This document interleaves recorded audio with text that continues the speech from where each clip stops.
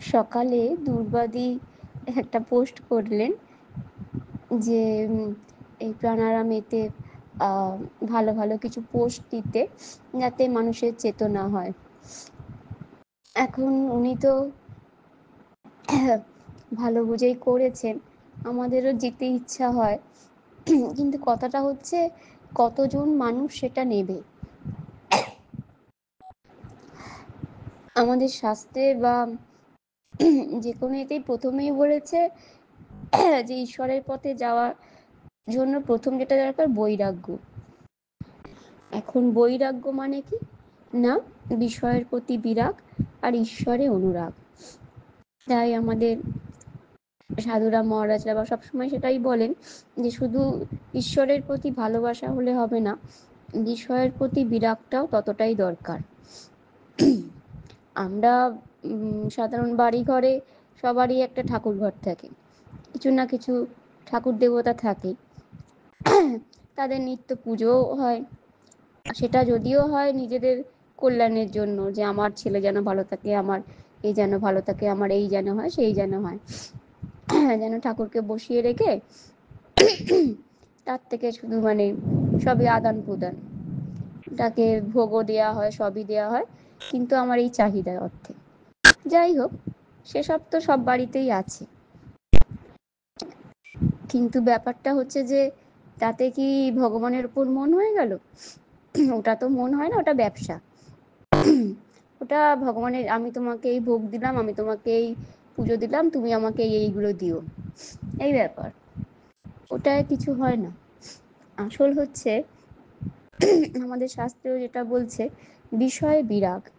যার যত বিষয়ে বিরাগ হবে, তার স্বাভাবিকভাবে তত ঈশ্বরে অনুরাগটাও হবে। এখন বিষয়ে বিরাগটা সত্যি কথা বলতে গেলে মা মহামায়ার কৃপা ছাড়াও হয় না। যার কারণে সংসারটা এমনই জায়গা, এখানে বেশ আছি এই বোধ মা রেখে দেয়। এটাই মায়া, যে বেশ আছি। আমারও যে একটা বয়সের পর মৃত্যু হবে, চোখের সামনে মৃত্যু দেখছি, কিন্তু তাও আমাদের অনুভব হয় না। ভাবি আমরা তো এখন আছি, এখন তো বেশ আছি। তাই বিষয়ে বিরাগ চট করে আসে না।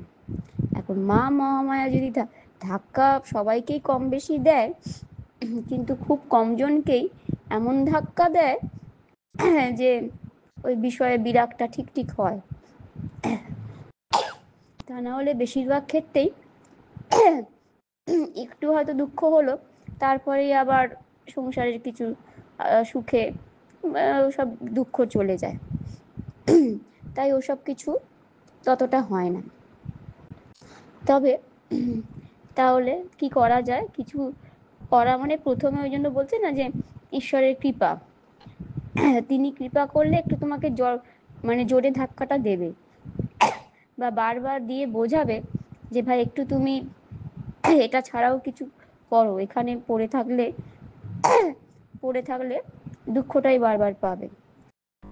তো যাই হোক, এখন সেই ধাক্কা টাক্কা যদি একটুখানি মানুষের মনে হয়, তখন মানুষ ফিরে তাকায় যে সংসারে, আমি তো চাইছি আমার সব সংসারে ঠিক থাকুক, সুখে থাকুক, আমার ছেলে মেয়ে সবকিছু আমার মনে পছন্দের মতো থাকুক, এটাই সবাই চায়।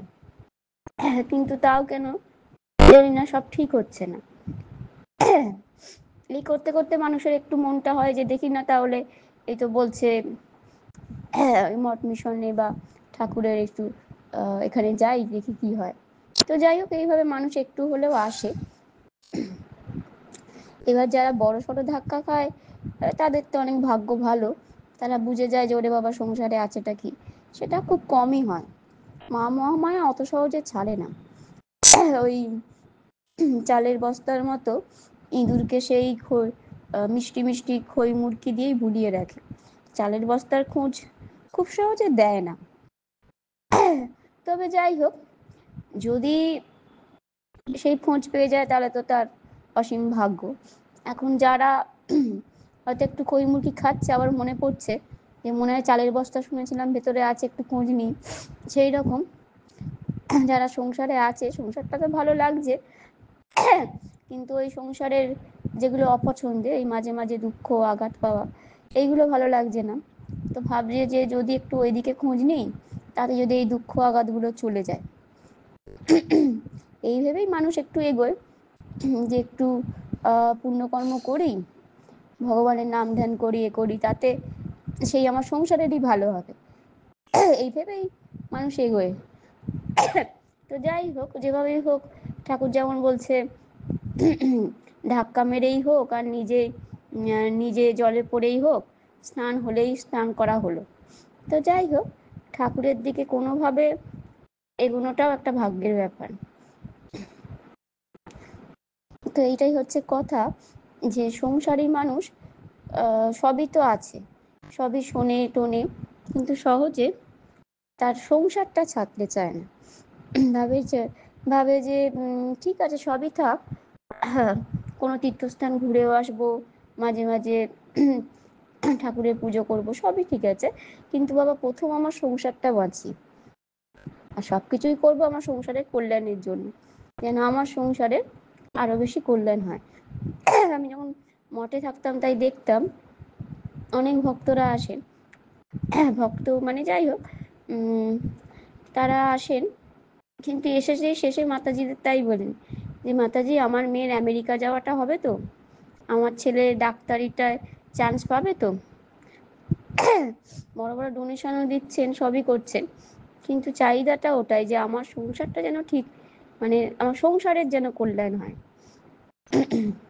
মাতাজিরাও সবই জানেন, তারা আর কি বলে দেন, হ্যাঁ ঠাকুর নিশ্চয়ই ভালোই করবেন, এটাই বলতে। তো যাই হোক, সত্যি কথা বলতে গেলে আমাদের সংসারে আমরা সবকিছুই করি আমার সংসারটাকে ঠিক করে রাখার জন্য। আচ্ছা, তো এটা তো হলো সাধারণত বলতে গেলে 99.9% মানুষের কথা, যে যারা জগতে এসছে তারা মানে ছোট থেকে ওটাই শুনেছে যে সংসার এই তোমার কুল, এই তোমার পরিবার, এই তোমার সংসার, এই তোমার আপন। এবারে সেইভাবেই তাদের সংস্কার গড়ে উঠেছে যে এটাকে আমায় ঠিক রাখতে হবে, তার জন্য পুণ্যকর্ম বলো এ বলো হিসেবে ঠাকুরের এসব কাজ ঠিক আছে। এইসবগুলো হলো 99.9% মানুষের ব্যাপার। 0.1% মানুষ, ওই যারা মা মহামায়ার অতি কৃপা যদি হলো, তাদেরকে বোধে বোধটা যদি দিল যে তারা এতটাই আঘাত পেলো বা এতটাই যেভাবেই হোক বুঝলো, যেমন বুদ্ধদেব বুঝেছিলেন, উনি তো আর আঘাত পাননি, উনি ওই একটাই তার কৃপা, এত তার বাবা তাকে আনন্দে রেখেছিলেন।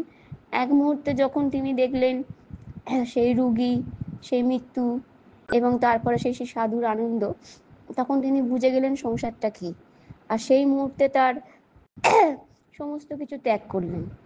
এই হচ্ছে ঠিক ঠিক বৈরাগ্য, অর্থাৎ এই বুঝে যাওয়া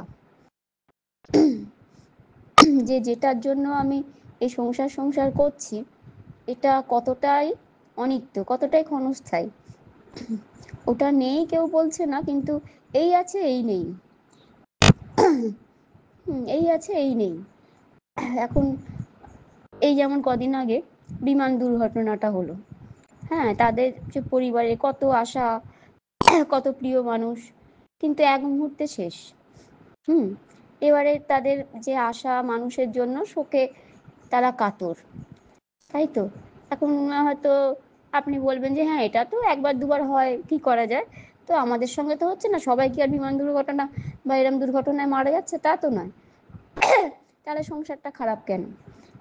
এখন কথাটা হচ্ছে সবাই হয়তো এই দুর্ঘটনা বা এতে মারা যাচ্ছে না, কিন্তু তাও মানুষের জীবনটা খুবই ক্ষণস্থায়ী। এগুলোই হচ্ছে বিচার, এগুলোই হচ্ছে ভাবতে হবে। আমার সঙ্গে হয়নি ঠিকই, কিন্তু আমার সঙ্গে না হলেও এটাই বাস্তব। আমাদের জীবনে এই যে আমাদের শরীরটা কখন কি রোগ হয়ে যাবে, কখন মৃত্যু হয়ে যাবে, এই ভালো ছিল এই মারা গেল, এই হলো, এটাই হচ্ছে জীবন। এগুলো তলিয়ে ভাবতে হয়। যেমন সামনে আমি অনেকের মৃত্যু দেখছি, কিন্তু আমি নিজের মৃত্যুকে ভাবতে পারি না, তবে ঠিক আছে ওনার তো বয়স হয়েছে মারা গেছে, বা যাই হোক কম বয়সেও মারা গেছে, আমি তো ঠিক আছে, যাই হোক আমার চলুক। এখন এটাই হচ্ছে কথা, আমরা হচ্ছে মানে সব জেনেও কিছু জানি না, মানে সব দেখেও চোখ বন্ধ, এরকম একটা ব্যাপার। যতক্ষণ না আমাকে নাড়া দিয়ে মা মহামায়া কিছু করছে, আমরা চট করে চোখ খুলি না। তো এই জন্য কি হয়, আমাদের সেইভাবে ভগবানের দিকে বা সেই পরমের দিকে যাওয়াটাও সেরম হয়ে ওঠে না। ওই যাই সব সংসার গুছিয়ে ওই যেটুকু যাওয়া হলো, যেটুকু পড়া হলো, যেটুকু জানা হলো, এই সবটাই হচ্ছে উপরন্তু। সেই টান বা সেই তীব্রতা থাকে না, তাই জন্য সেই আনন্দটা আমরা পাই না। এটাই হচ্ছে ব্যাপার। এখন এই সংসারটাই হচ্ছে মা মহামায়ার সেই মায়া। এখানে মা মহামায়ার মায়া।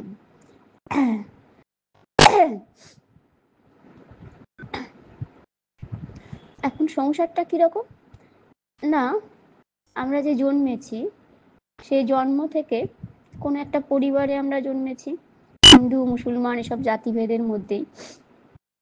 তারাই ছোট থেকে আমাদের শিখিয়েছে যে তোমার নাম এই, তুমি এই, তোমার পরিবারের এই, দেশ অনুযায়ী অনুযায়ী তোমার শিক্ষা এরকম হবে, তোমার চাকরি এরকম হবে, তোমার পরে পরে রিলেশনশিপ এরকম হবে, সবকিছু শিখিয়ে শিখিয়ে একটা আমার সংসার গড়ে উঠেছে। আর সেখানে আমি কারো পিসি, কারো কাকি, কারো দিদি, হ্যাঁ এই নিয়ে আমার একটা আপন, এরা আমার আপন, বাকিরা পর, এই নিয়ে আমার একটা ক্ষুদ্র সংসার গড়ে উঠেছে। এখন যত ক্ষুদ্রতা তত বেশি দুঃখ।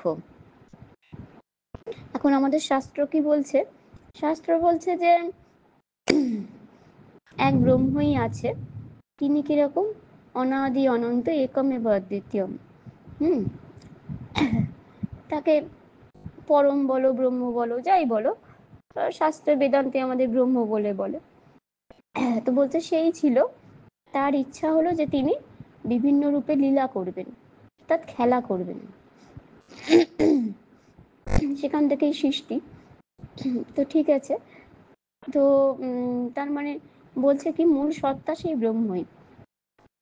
যেমন একটা নদীতে তুমি যে একটা নদীতে জল আছে, সেখানে তুমি বিভিন্ন রকম পাত্র ফেলো, হ্যাঁ ঘটি কলসি, যেমন যেমন পাত্র অনুযায়ী সেখানে জলটা ঢুকবে, সেই ঘটি কলসি বাটি তার মধ্যে।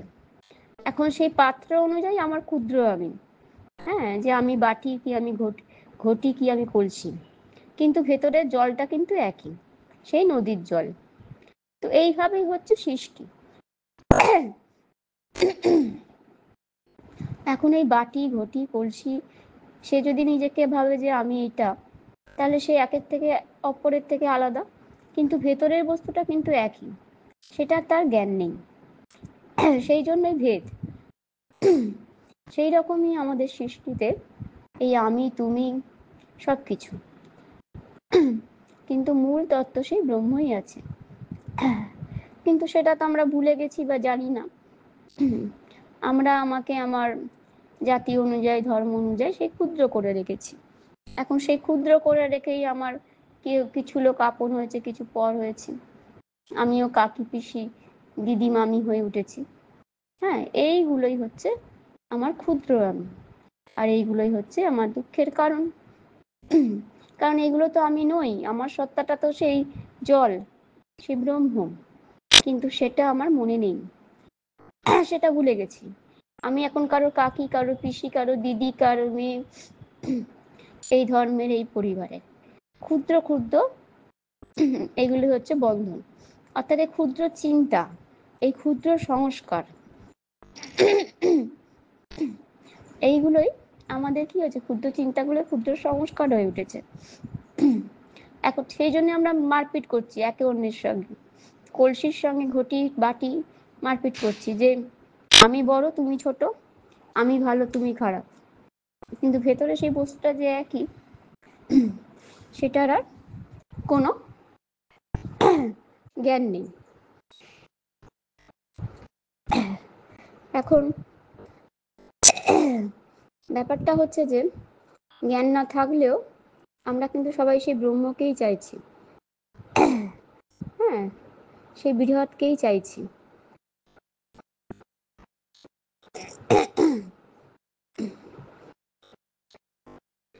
তো সেই জন্য কি হচ্ছে, আমরা জন্ম থেকে জন্মের পরেই যে কাঁদছি, হ্যাঁ, তাতে মনে হয় বোধহয় একটা বাচ্চা তার মাকে চাইছে। না, সে মাকে চাইছে না, সে সেই পরমকেই চাইছে, সেটা সেই স্বরূপেই ফিরে যেতে চাইছে। আমরা সবাই এক প্রকারে সেই স্বরূপেই ফিরে যেতে চাইছি, যে যেটা সত্যিকারের আমি। কিন্তু ব্যাপার হচ্ছে সেটাও আমরা জানি না। আমরা কি করছি, এই সংসারে ক্ষুদ্র ক্ষুদ্র জিনিস, কিছু মানুষ, এসব পেয়েই ভাবছি আমরা সেই আনন্দটা পাবো, কিন্তু কিছুদিন পরে বুঝতে পারি যে না, এতেও আমাদের তৃপ্তি হচ্ছে না। তার কারণ আমি যা, আমি তো সেটাই চাইব, কিন্তু সেটা আমরা পাচ্ছি না। সেটাই আমাদের বেদান্ত বলো, শাস্ত্র, ঠাকুরমা স্বামীজি সেই কথাগুলোই বলে গেছেন, সেটার কথাই বলে গেছেন, যে কি অহং ব্রহ্মাস্মি, অর্থাৎ আমিই ব্রহ্ম। এই কথাটা বলা হয়, উপলব্ধি না করে বলাটা ঠিক নয়, হ্যাঁ, মানে বা বলা যায়ও না। আমরা যখন মঠে ছিলাম তখন ব্রহ্মচর্য হয়নি, পূজনীয় অমলপানা মাতাজি এই কথাটা ক্লাসে খুব বলতেন। উনি যখন গীতার ক্লাস নিতেন, বলতেন যে তোমরা, তোমাদের ব্রহ্মচর্য না হলে তোমরা তো ব্রহ্মচারিণী, মঠে জয়েন করেছো, তোমরা এটা চিন্তা করবে যে অহং ব্রহ্মাস্মি, অর্থাৎ আমি ব্রহ্ম। কিন্তু আমাদের তখন মনে হতো যে এই কথাটা কি করে ভাববো, আমি তো এত ক্ষুদ্র একটা, মানে এরকম আর কি। কিন্তু উনি বলতেন না, এটা চিন্তা করবে, পরে পরে আস্তে আস্তে এগুলো তাহলে উপলব্ধির পথে এগোবে। তো যাই হোক, এখন এটা না হয়ে মুখে বলাটা ঠিক নয়, কিন্তু এটাই হচ্ছে আমাদের সত্যিকারের স্বরূপ। এই আমিটা কিন্তু আমার এই ক্ষুদ্র আমি নয়। যখন আমরা বলছি অহং ব্রহ্মাস্মি, আমি সেই ব্রহ্ম, এই আমিটা কিন্তু আমাদের ক্ষুদ্র আমি নয়। এই আমিটা কি, আমাদের ক্ষুদ্র আমিটা শেষ হচ্ছে, মানে এই পিসি কাকি এইসব নিয়ে যে আমি, এটা শেষ হচ্ছে, আর সে বৃহৎ, সে বৃহৎই থাকছে। তাই সেই আমিটা হচ্ছে আমি ব্রহ্ম। এখন এইগুলো হচ্ছে, এইগুলো জানতে হবে। এই জন্যই আমাদের শাস্ত্র পড়া। শাস্ত্র পড়া, যেমন মা বলছেন যে শাস্ত্র বা শ্লোক মুখস্থ না, আত্মস্থ করতে হয়। এই জন্য শাস্ত্র আমাদের এই কথাগুলো বলেছে, যে তুমি ছোট বা বড় কোনোটাই নয়, তুমি সেই ব্রহ্ম স্বরূপ, সেটাই তোমার স্বরূপ। হ্যাঁ, তুমি বৃহৎ, তুমি অনাদি অনন্ত, একমেব অদ্বিতীয়। যেখানে গেলে আমার এই ক্ষুদ্র আমি থাকবে না। যেমন কি সাগরে, সমুদ্রে, সমুদ্রে অনেক নদী এসে মিশছে, তো কিন্তু সেই সমুদ্রে কি নদীগুলোকে ভাগ আলাদা করা যাবে, যে এটা এই নদীর জল, কি ওটা ওই নদীর জল, ভাগ করা যাবে না। সেই রকমই হচ্ছে এই ব্রহ্ম। এই ক্ষুদ্র আমিগুলোর নাশ হয়ে সেই বৃহতে আসা।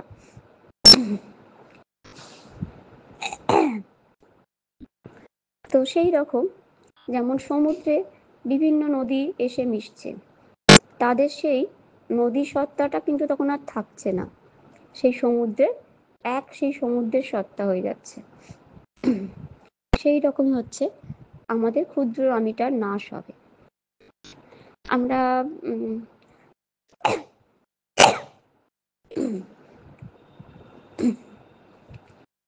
আমরা কথায় বলি না যে, আমরা কথায় বলি না যে ভগবান লাভ, ভগবান কিছু লাভ করা যায় না। তার কারণ ভগবান তো কোনো ক্ষুদ্র বস্তু নয় যে আমি একটা লাভ করে নেব।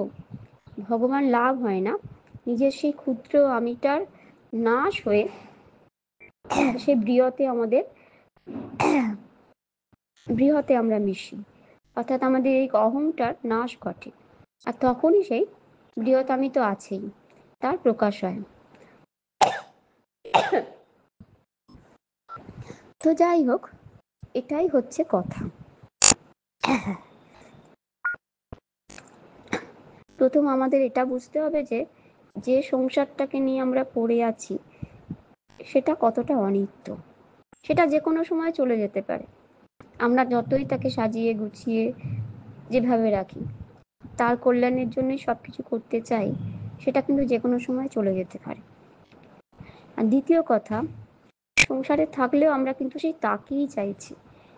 আমাদের স্বরূপটা কিন্তু সেই ব্রহ্ম স্বরূপই, আর আমরা সেই স্বরূপেই ফিরতে চাইছি। কিন্তু সংসারে থেকে আমরা কি করি, ক্ষুদ্র বস্তু, অন্য মানুষ, সেইগুলোতে তাকে পেতে চাই, কিন্তু তাই আমরা ওই তৃপ্তি, ওই আনন্দ পেতে পারি না। আমরা সেই আনন্দটা তখনই পাবো যখন আমরা ঠিক ঠিক বুঝবো অহং ব্রহ্মাস্মি, বা আমার স্বরূপটা সেই ব্রহ্ম। এখন কথা প্রথমেই সংসারীদের ভয় এসে যাবে যে রে, এইটা ভাবলে তাহলে তোমার সংসারটা গেল, তাহলে বা আমার যে দায়িত্ব আছে সংসারে, যারা ধরো সংসারে ঢুকে সংসারের মধ্যে পড়ে গেছে, যাদের ছেলে মেয়ে সন্তানদের দায়িত্ব আছে, তাদেরও চিন্তা হবে তাহলে এটার কি হবে, এ তো ভেসে যাবে। কোনো কিছুই ভেসে যায় না, তোমার দৃষ্টিভঙ্গিটা পরিবর্তন হয়ে যাবে। যেমন ঠাকুর বলছেন না, ঠাকুরই তো সব বলে গেছেন কথামৃতে, কিরকম না, সংসারে কর্তব্য যার প্রতি যার করবে, কিন্তু ভালো এক সেই ঈশ্বরকেই বাসবে। এটাই হলো কথা। যারা সংসারে পড়েনি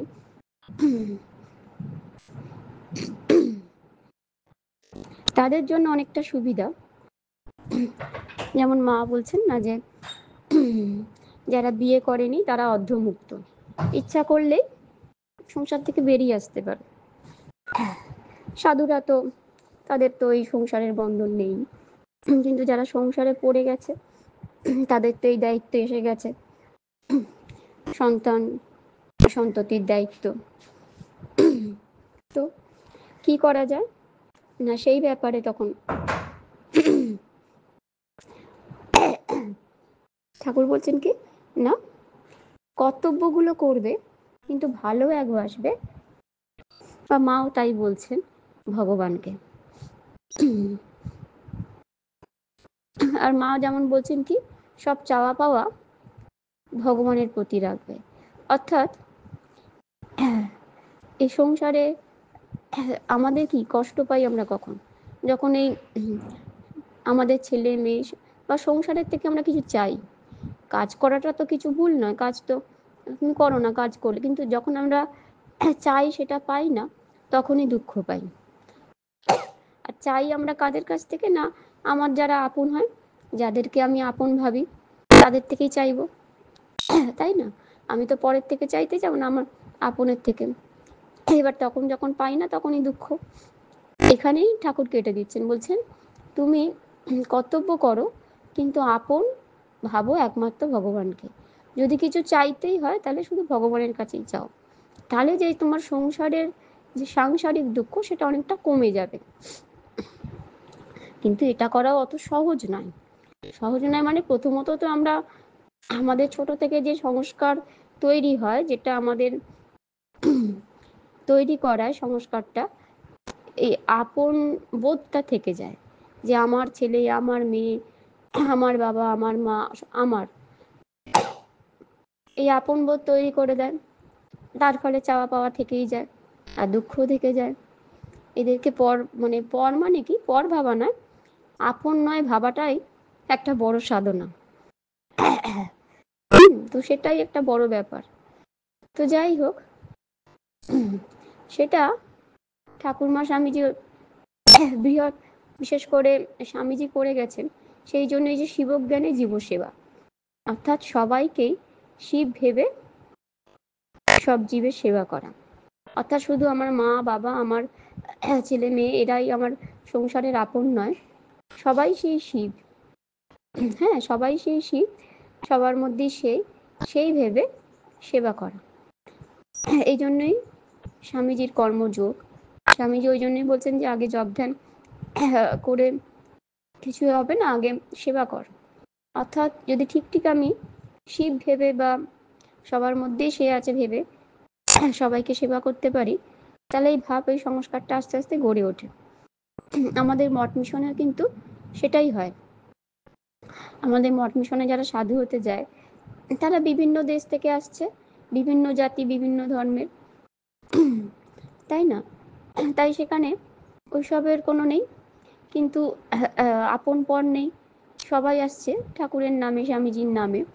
আর কি, সবাইকেই আমরা সেবা করছি কি শিবজ্ঞানে জীব সেবা, অর্থাৎ সবার মধ্যে সে আছে এই ভেবেই সব সেবা কাজ করছি। তো সেই জন্য ওই সেবা কাজের মাধ্যমে একটা সংস্কার গড়ে ওঠে, যেটা কি হয় না, আমার এই ক্ষুদ্র সংসারের এ আপন সে আপন ও পর, এটার বাইরে হয় যে বসুন্ধরা কুটুম্বকই। সাধুদের যেটা হয় বসুন্ধরা কুটুম্বকই, অর্থাৎ পুরো জগতই আমার আত্মীয়, পুরো জগতই আমার কুটুম্ব, এ কয়েকজন আমার আত্মীয় বা কুটুম্ব নয়। তাই তারা সমস্ত জগতের কল্যাণ চায়। আবার জগৎও তাকে শুধু দু চারজন তাকে দেয় না, সাধুদের কি করে, ওই জন্য সাধুরা পুরো জগতের থেকে পায়। হ্যাঁ, তারা যেহেতু জগৎকেই কুটুম্ব ভাবে, আত্মীয় ভাবে, সেরকম পুরো জগৎই সেই সাধুকে দেয় তার প্রয়োজনে। এটাই হচ্ছে কথা, এই ভাবটা। প্রথমে এই ক্ষুদ্র সংসারকে কতটা অনিত্য মিথ্যা জানা, আর দ্বিতীয়ত হচ্ছে এই সেটাকে যদি না বেরোনো সোজা হয়, তো সেই ক্ষুদ্রটাকে বৃহতে করে দাও। ঠাকুরমা স্বামীজি হচ্ছে এই শিক্ষা, যে সংসার যদি তোমার থাকবেও, সংস্কারটা যাওয়া অত সোজা নয়, সেটা বৃহৎ করো। তোমার আপন এই দু চারজন নয়, পুরো জগৎটাই যেন, জগতে শুধু মানুষও নয়, পশু পাখি গাছপালা সমস্ত কিছুই যেন তোমার আপন। আমরা এখন দেখতে পাচ্ছি যে আমরা এটা ভাবি না বলে কিভাবে প্রকৃতির উপর অত্যাচার করেছি, গাছপালা কেটে পশু পক্ষী মেরে, আর তার ফলও আমরা ভোগ করছি। যা করবো তার ফল তো পেতে হবে, সেই জন্য এত গরম, এত 50 ডিগ্রি তাপমাত্রা। আবার যখন বলছে বৃষ্টি হবে পুরো বন্যায় ভেসে যাবে, তার কারণ কি আমাদের এই পরভাব। আমরা শুধু আমাদের, হ্যাঁ মানুষ বাঁচুক, মানুষ উন্নতি করুক, আর সব মরুক, এই জঙ্গল কেটে পশু পাখির বাস কেটে দিচ্ছি, কত প্রজাতি আমরা নষ্ট করে দিয়েছি। কি করছি, হ্যাঁ ঠিক আছে উন্নতি করছি, কিন্তু শুধু মানুষই উন্নতি করুক। আরে তাছাড়াও যে পশু পাখি অন্যান্য প্রজাতি আছে, তাদের শেষ হলে শুধু তাদের শেষ হবে না, আমাদের প্রকৃতির এমনই ভারসাম্য, একজনের ক্ষতি হলে আরেকজনেরও হবে। তো সেই জন্যই তাদের যখন শেষ করছি, আমাদের নিজেদেরই ক্ষতি করছি। তো এইটার জন্যই আমাদের বেদান্ত শিক্ষাটা কি দিচ্ছে, যে বৃহৎকে আপন করো, অর্থাৎ জগতের সব কিছু, জগতের সমস্ত মানুষ পশু পাখি গাছপালা সবই তোমার কুটুম্ব, সবই তোমার আপন। তাহলে আমি সবার জন্য ভালো ভাববো, তাহলে আমাদের কি আর এই হিংসা মারামারি লোভ কিছুই থাকবে না। আমরা নিজের লোককে আর হিংসা করি না, আমার নিজের ছেলে মেয়েকে হিংসা করব না তাদের উপর লোভ করব, আমার ভালো জিনিসটা আমি তাকে দিয়ে দেব। তাহলে কি হবে, হিংসা মারামারি লোভটা থাকবে না, যখন আমরা পুরো জগৎটাকেই নিজের ভাববো। আর সব থেকে বড় কথা কি থাকবে, নিজের ভেতরে শান্তি থাকবে, নিজের ভেতরে আনন্দটা থাকবে। তো এইটাই হচ্ছে অভ্যাস। আমাদের তাই বলছে যে ক্ষুদ্র সংসার থেকে বৃহতে এসো, অর্থাৎ তোমার সংসারে বাবা মা তাদেরকেও শিবজ্ঞানে জীব সেবা করো। বাবা মা পিসি কাকি হইও না, হ্যাঁ এটা না হয়ে সবাইকে শিবজ্ঞানে জীব সেবাটা করো, স্বামীজি যেটা বলে গেছেন। আর শুধু এই কজনকে নয়, পুরো জগৎকে, পুরো জগৎকেও যেমন তুমি শিবজ্ঞানে জীবসেবা করবে, তোমার সংসারের যাদের তুমি ছোট থেকে ভেবে এসেছো, বাবা মা আমার সন্তান, ছেলে মেয়ে এদেরকেও একইভাবে সেবা করো। আমার ছেলে মেয়ে ভেবে বা বাবা মা এই ভেবে নয়, যে তাদের মধ্যে সেই শিব আছে, সেই শিব ভেবে করো। এইভাবে যখন এক ভাবটা আসবে, তখন স্বাভাবিকভাবেই মনটা আমাদের ওইটা হয়ে যাবে, যে আমরা ঠিক কর্তব্য করতে পারবো, কিন্তু এদের থেকেও আমরা কিছু প্রত্যাশা করব না। অর্থাৎ আস্তে আস্তে আমাদের সেই সংস্কারটা গড়ে উঠবে। এটাই হচ্ছে ব্যাপার। এই বৃহৎকে ভাবতে ভাবতেই আমরা সেই বৃহতের আনন্দটা পাবো। আর আমাদের যে ক্ষুদ্র সংসারের বন্ধনটা আস্তে আস্তে কেটে যাবে। যদিও এটা করা এত সহজ নয়, কিন্তু তবুও ওই জন্য স্বামীজি সেবা কার্য বারবার বলে গেছেন, শিবজ্ঞানে জীব সেবা করা, ওই মন্ত্রটা দিয়ে গেছেন। এটা করতে করতে আস্তে আস্তে হলেও আমাদের মধ্যে এই সংস্কারটা আসবে, আর যখন আমরা এই আনন্দটা পাবো তখনও আসবে।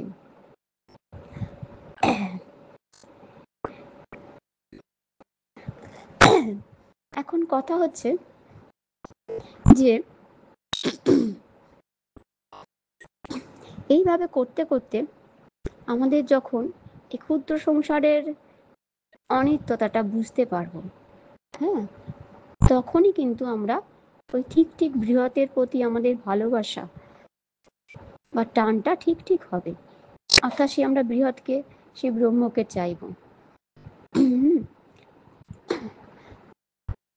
তাই তাই সেই আনন্দটা আমরা তখন পাব, সেই তৃপ্তিটাও আসবে আমাদের ভিতর। আর এটাই হচ্ছে সাধনা। এখন যারা স্বামীজির মতো মহাপুরুষ বা যারা সংসারের বন্ধনটা মুক্ত হতে পেরেছে, তারা সেই আনন্দটা, সেই বৃহতের, সেই ব্রহ্মের আনন্দটা পায়। আবার তারা সবাইকে সেভাবে সেবাও করতে পারে, তার কারণ জানে তারা যে ব্রহ্মই আছেন, আর কিছু নেই। তাই তারা সকলের কষ্ট, সকলের দুঃখকে সেরমভাবে বুঝতে পারে। এটাই হচ্ছে আমাদের ভারতের কিন্তু সেই যে বলছেন আমাদের ভারতের যে সম্পদ, এই জিনিসটাই আমাদের ভারতের সম্পদ বেদান্তের। অর্থাৎ সবাইকে সেই ব্রহ্ম শিব রূপে সবাইকে আপন করা, যেটা কিন্তু অন্য দেশে বা ধর্মে তত নেই, যেটার জন্য আমাদের ভারতের দিকে সমগ্র বিশ্বের পৃথিবীর মানুষ এখানে ছুটে আসে। কত বিদেশিরা যে আসে আমাদের পাঙ্গাটে, বিভিন্ন জায়গা, তারা রিট্রিট এর মাধ্যমে তারা ক্লাস করে, বেদান্তের চর্চা করে। সেটা দেখলে অবাক হওয়া যায় যে আমরা ছুটে যাচ্ছি কিভাবে কবে আমেরিকা যাব, আর তারা ছুটে আসছে যে ভারতের সেই সেই বেদান্তের চর্চা করে আমাদের কি করে সেই শান্তি লাভ হবে। তো যাই হোক, বাইরের উন্নতি করাটাও বলছি না, হ্যাঁ অবশ্যই জানা দরকার, কিন্তু ভোগটা খারাপ। তুমি জানো, শেখো, খুবই ভালো, সেটা তো অবশ্যই দরকার। স্বামীজি যেমন ঠাকুর বলছেন না, অন্য গুরু ভাইরা বলছেন যে নরেন আপনাকে এত বিশ্বাস করে না কেন, প্রত্যেক কথায় প্রশ্ন করেন। ঠাকুর বলছে, আরে ও অনেক বড় আধার, ও প্রত্যেকটা ও অনেক বড় আধার।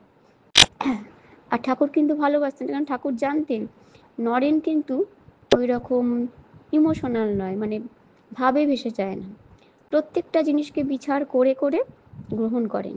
যে ঠাকুর বলল কি কে বলল আমি মেনে নেব তা নয়।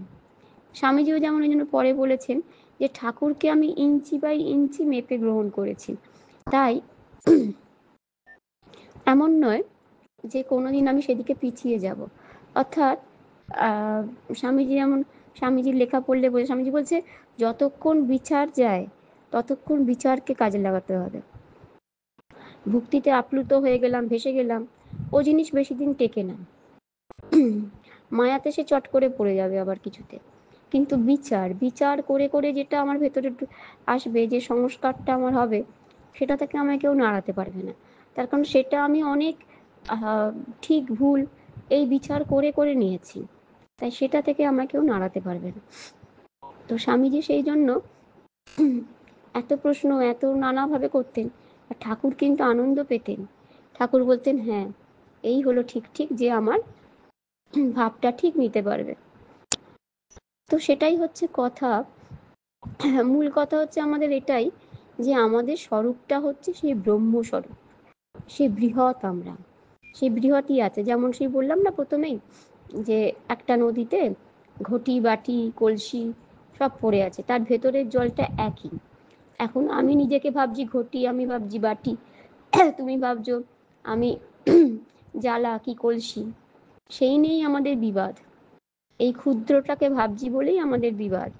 ভেতরের সেই নদীর জল বলো আর সেই ব্রহ্মই আছে, এটা জানতে পারলে আর কোনো বিবাদ থাকে না। এটা জানার নাম, এটা জানার জন্যই এত সাধনা।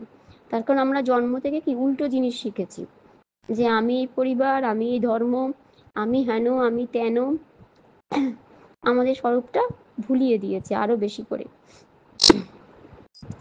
তো সেই সংস্কারগুলো কাটিয়ে এইটা পাওয়াটাই হচ্ছে কথা, যে কি না আমি তুমি সবই সেই ব্রহ্মস্বরূপ। হ্যাঁ, সেই ব্রহ্মস্বরূপ, এইটা বোঝাটাই হচ্ছে কথা।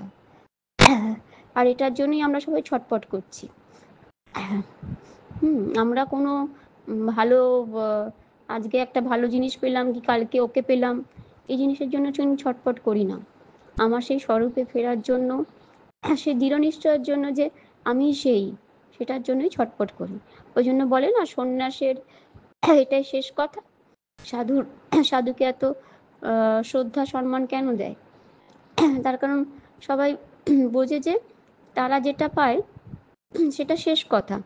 অর্থাৎ সাধু বা আমাদের সন্ন্যাসের সময় মহাবাক্যটা ওটাই থাকে, যে অহং ব্রহ্মাস্মি। হ্যাঁ, তত্ত্বমসি, তুমিই সেই। হ্যাঁ, আমি ব্রহ্ম। এটা শুধু এটা মহাবাক্য, কিন্তু এটা শুধু মুখে বললে বা পেলে হয় না, এটা ঠিক ঠিক ধারণা হওয়া চাই। এখানেই একটা সাধুর সঙ্গে আরেকটা সাধুর তফাৎ হয়ে যায়। যে যতটা এটা উপলব্ধি করবে বা ধারণা করবে, সে তত বেশি ঠিক ঠিক সাধু হতে পারবে। যেমন থাকে না একটা ক্লাসে অনেকে পড়াশোনা করছে, একই টিচার একই জিনিস পড়াচ্ছে, কিন্তু তার মধ্যে কেউ ফার্স্ট হচ্ছে, কেউ সেকেন্ড হচ্ছে, আবার কেউ ফেলও করছে। এটাই হচ্ছে ব্যাপার। যে ফার্স্ট হচ্ছে, যে সেকেন্ড হচ্ছে, সে কি তার মেধা আছে ঠিকই, তার সঙ্গে কি করছে না, সে অতিরিক্ত পরিশ্রম করছে জিনিসটা গ্রহণ করার জন্য। তো এইটাই হচ্ছে ব্যাপার। সন্ন্যাসের সময় মহাবাক্য তো সবাই পায়, কিন্তু পুরনো সংস্কারও সহজে যায় না। পুরনো সংস্কার বা সংস্কার সহজে যাওয়া মুশকিল। এখন যে যত এটা কাটিয়ে উঠে এই মহাবাক্যটাকে ধারণা করতে পেরেছে, উপলব্ধি করতে পেরেছে, সেই কিন্তু ততটা সেই দিকে এগোতে পেরেছে। এখন সাধু বা এটা বলতে গেলেই মনে হবে যে সব ছেড়ে ছুড়ে তাহলে তো আমরা হতে পারবো না, সব ছেড়ে ছুড়ে যেতে হবে মঠ মিশনে বা যাই হোক। সেটা না হলেও আমরাও কিন্তু সেটাই চাইছি, জন্ম থেকে আমরা সেই স্বরূপেই ফিরতে চাইছি। সেটা বুঝতে হবে যে আমরা কোনো তাই জন্য ক্ষুদ্র জিনিস বা অন্য কোনো জিনিস মানুষ পেয়ে তুষ্ট হতে পারবো না। হ্যাঁ, দুদিন ভালো লাগবে, কিন্তু 3 দিনের দিন ভালো লাগবে না। এই জন্য আমরা যা কিছুই সাফল্য পাই, আরও তার থেকে বড় কিছু পেতে চাই। তার কারণ আমরা সেই অনাদিকে পেতে চাই, অনন্তকে পেতে চাই, সেই ব্রহ্ম, যে সেই ব্রহ্মেতে আমার অঙ্গটাকে শেষ করতে চাই। এটাই হলো কথা। তাই সংসারের যেখানেই থাকো না কেন, এটা যতক্ষণ না তুমি পাবেন না, ততক্ষণ তুমি তৃপ্তি পাবে না, আর তুমি যা কিছুই পেয়ে যাও।